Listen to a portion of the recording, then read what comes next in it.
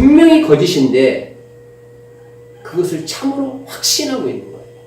참이라고, 진리라고 확신하고 있는 그 사람에게는 양심이 움직이질 않아요. 그 때문에 그 사람이 가장 불쌍한 사람이고 돌이키기가 불가능한 사람이 바로 그 사람입니다. 오늘 이 시간 여러분들이 거짓을 참으로 알고 있다고 한다면 그것이 아니구나라고 하는 것이 깨달아지는 시간이 되기를 바라고, 여러분들이 가지고 있는 참이 참이라고 여러분들이 알고 있었다고 한다면 그것이 더 강화가 되어질 수 있는 시간 되시기를 축원합니다. 기본기를 우습게 여기면 처음에는 잘 나가는 것 같지만 머지않아서 기본기가 약하기 때문에 무너집니다. 신앙생활도 똑같아요. 신앙인의 기본기 말씀 생활입니다. 또 기도 생활입니다. 예배 생활입니다.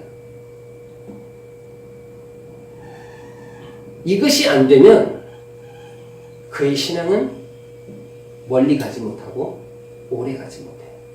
따라서 우리는 신앙생활을 하는 사람들로서 신앙생활의 기본기가 내게 지금 얼마나 잘 갖춰지고 있는가. 이 기본기라고 하는 것은 일정 기간만 끝내는 게 아니에요. 끝까지 가는 거예요. 그렇죠? 그리고 그것을 강화해가면서 그것을 더 단단하게 만들 때 그 위에서 나타나는 현란한 기술들이 꽃이 피우는 거예요. 사회에서 입었던 옷, 사제복을 벗고 군복을 입죠. 그리고 내 이름은 사라져요. 번호가 주어집니다. 이름이 없어요. 그러니까 새 제품이 된 거죠. 남바링을 한 거예요. 물품 번호. 나라는 존재는 이제 없어지는 거예요. 나라는 존재가 이름을 통해서 나타나는데 그 이름이 없어져 버렸어요. 그게 나는 없어진 거예요. 이제 뭐만 존재해요? 제품 번호만 존재하는 거예요. 근데 이 제품은 이제 훈련을 통해서 만들어지는 거예요. 이게 옛날에 사회인으로 있었던 그 사람은 이제 죽어버렸고, 그래서 물품 번호를 받아서 잘 이제 만들어져가지고 다시 이름을 부여받는 거예요. 새로운 피조물이 된 거죠. 네, 새로운 제품이 된 거예요. 그래서 전에는 싸움을 못하던 제품이 싸울 줄 알고 총도 못 쏘는 그러한 제품이 이제 총을 쏠 수 있는 제품으로 새롭게 태어난 거예요. 이것이 거듭남이에요. 군에 가면 이렇게 거듭나요. 자, 이 얘기를 이렇게 길게 하는 이유는 훈련을 강조하기 위한 겁니다. 그때 훈련을 안 하고요. 아우, 센터장님 저 머리 아파요. 그럼 가서 쉬라고 그러죠. 훈련병 때 요령 피워가지고 훈련이 다 빠진 사람은 병사로서 거듭나지 못해요. 물론 시간이 지나면 이건 맞지요. 새로운 남발을 받아. 새로운 피조물이라고. 근데 완전히 새롭게 된 피조물이 아니라 가짜 피조물이지. 옷만 바꿔 입은 거예요. 사제복 벗고 군복을 입은, 옷만 바꿔 입은 군인이지 진짜 군인으로서 거듭난 건 아닙니다. 그리스도인도 똑같아요. 여러분들이 예수님을 모를 때는 여러분들이 하고 싶은 대로 하면서 살았어요. 여러분들이 10대 때 하고 싶은 대로 해요? 아니면 안 하고 싶은 대로 해요? 네, 하고 싶은 대로 하고 안 하고 싶은 건 안 하죠. 그게 멋대로 산다고 그러죠. 멋대로 살다가 군에 딱 들어가면 그것은 내 멋대로 못 살아. 내 멋대로 살면 연락에 이제 부르는 거예요. 상관의 명령에 복종하는 새로운 제품으로 만든다니까. 그게 상명하복이에요. 이렇게 딱 훈련이 돼야 돼요. 사회에서는 지 맘대로 하던 사람이 군에 가가지고서는 상관의 명령에 무조건 죽더라도 복종하는 이런 존재로 다시 태어나는 것처럼, 오늘 그리스도인이라고 하는 사람들은 예수를 만나기 전에는 자기 멋대로 자기가 하고 싶은 대로 살았지만 이제 예수 그리스도를 만남으로 인해서 예수 그리스도의 말씀에 절대 복종하는 자가 되도록 되어야 한다. 이것을 우리는 거듭남이라고 해요. 뭐 복종한다 그러니까 죽기까지 복종해야 된다니까 좀 겁을 낼 수 있는데 겁내지 말고요. 이제는 내 마음대로 사는 자가 아니라 나의 상사가 있구나. 그 상사의 명령에 복종해야지 되는 존재가 이제 나구나. 특별히 그 상사는 예수 그리스도예요. 예수님의 말씀에 복종하는 자가 그리스도인이구나. 그리스도의 사람. 그리스도의 사람은 누가 책임져요? 주인된 그리스도가 책임을 져요. 전에 내 마음대로 살 때는 누가 책임을 져요? 내 인생에 대해서? 내가 책임을 졌거든요.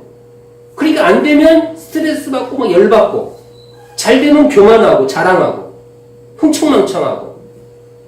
근데 이제 내 인생을 책임질 분이 따로 있어요.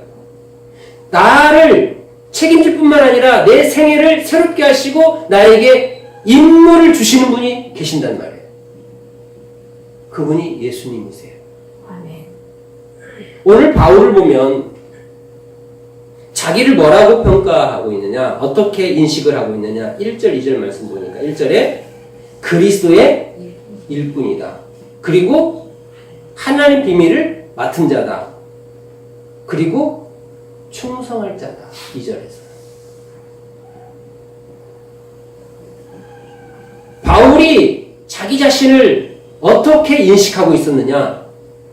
내가 누구냐라고 할 때 나는 그리스도의 일꾼, 그리고 하나님의 비밀을 맡은 자, 그리고 충성해야 되는 자.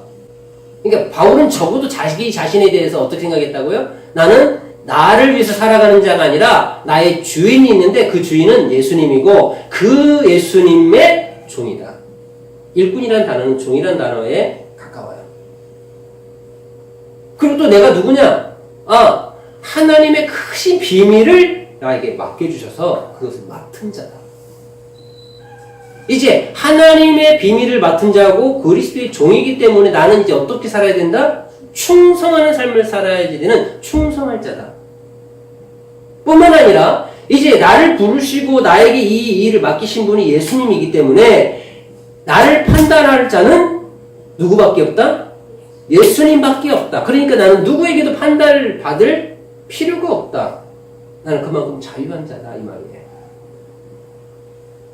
오늘 이 네 가지 정체성을 가지고 우리 자신을 점검하기를 원합니다. 그러면 이 종은 누구에게 철저히 복종해야 돼요? 하나님께 철저히 복종해야 돼요. 누구 중심해야 돼요? 하나님 중심해야 돼요. 무슨 일 해야 돼요? 그분이 맡겨주신 일 해야 하는 거예요. 종은요, 자기 개인 재산 소유도 없고 권리도 없고 이 목숨도 자기 것이라고 주장할 수가 없는 존재가 종입니다. 그런 존재의 의미를 가지고 있는 그 종이라는 단어를 오늘 우리를 향해서 붙여주시고 계신단 말이에요. 그 주인 되시는 예수님은 나를 얼마나 아끼느냐, 얼마나 사랑하느냐, 얼마나 존중하느냐, 종이 나를 어떻게 대하는가 봤더니 죽을 만큼 나를 사랑한대. 죽을 만큼 나를 존중하고 죽을 만큼 내 존재의 가치를 부여하신대. 아니, 종인 나를. 이게 하나님 나라의 법칙이에요. 세상에선 그렇지요. 사장님 소리를 들어야 좋지요. 그렇잖아요? 대표, 리더, 팀장 이런 소리를 듣기 좋아하죠. 왜? 그러면 그 밑에 있는 사람들을 부리니까. 이런 의식을 가지고 하나님 말씀을 들으면 오해하게 됩니다. 그래서 예수님의 제자들도 그렇게 오해했던 거예요. 누가 큰 자입니까? 예수님. 큰 자가 되기를 원하는 자가 있느냐? 그러면 그는 섬기는 자가 되지. 종으로서 섬기는 자가 되라는 거예요. 너희 중에서 으뜸되고자 하는 자가 있느냐? 그러면 종이 되라는 거예요. 하나님 나라에서는 종을 위해서 죽는구나. 주인이. 이와 비슷한 원리가 작동되는 그 시스템이 하나 있습니다. 그게 가정입니다. 자, 가정에서는 누가 제일 윗사람이에요? 수장이에요? 아버지죠. 물론 3대가 있다고 한다면 할아버지겠지만 그냥 2대를 놓고 보고 아버지 나를 놓고만 본다면 아버지예요. 부모죠. 그러면 나는 부하예요. 그러면 누가 누구 말을 들어야 돼요? 내가 아버지 말을 들어야 돼요. 부모 말을 들어야 돼요. 그런데 그래요, 가정에서?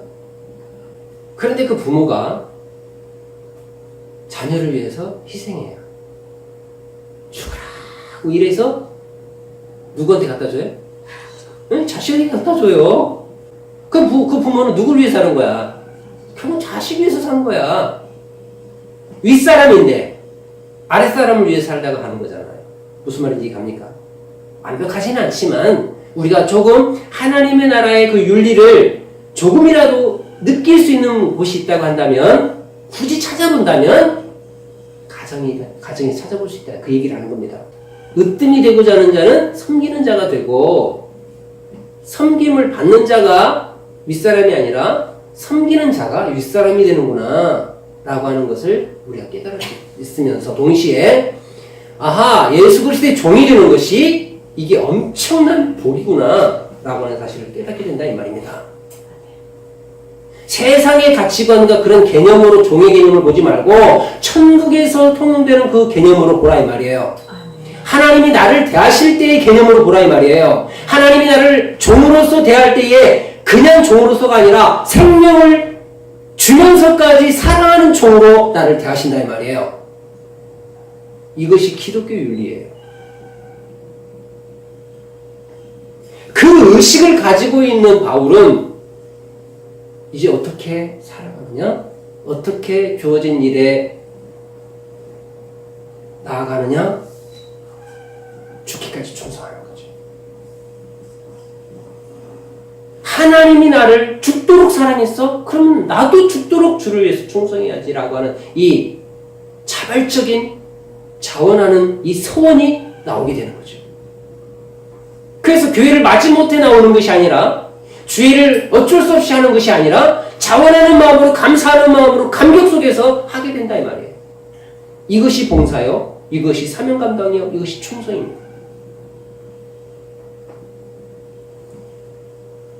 내가 진짜 하나님의 종이라는 사실을 인식한다면 이제 나의 삶에 있어서 내 소리, 내 의견, 내 주장은 사라지고 하나님의 음성, 하나님의 뜻, 하나님의 주장만이 나에게 주어지면서 이제 그것을 받은 자로서 나는 죽도록 충성하는 거죠. 충성하는 것은요, 신실한 거예요. 신실한 거. 변함이 없는 거예요. 변함이 없는 거예요. 끝까지 가는 거예요. 바울은 그러한 존재가 자신이라는 사실을 알았어요. 아, 나는 하나님의 종으로서 하나님이 죽기까지 나를 사랑하는 그러한 존재인과 동시에 나는 어떤 자냐? 이제 그 은혜를 입은 자이기 때문에 나는 그 하나님 앞에 죽도록 충성을 하는 자다.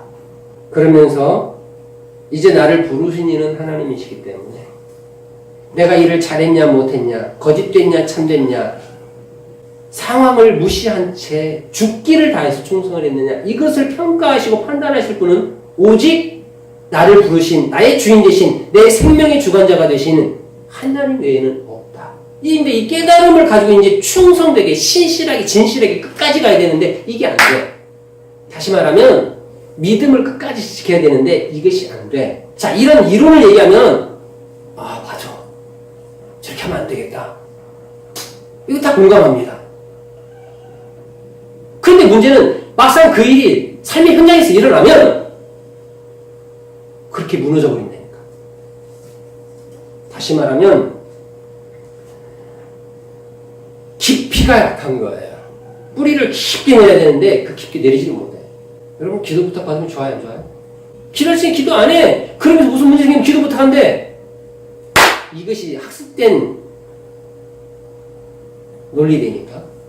왜? 교회 다니고 이제 사회가 현장에서 있다 보니까 기도해야 된다는 것을 많이 들었어. 그게 학습이 된 거야. 근데 정작 그것을 안 해.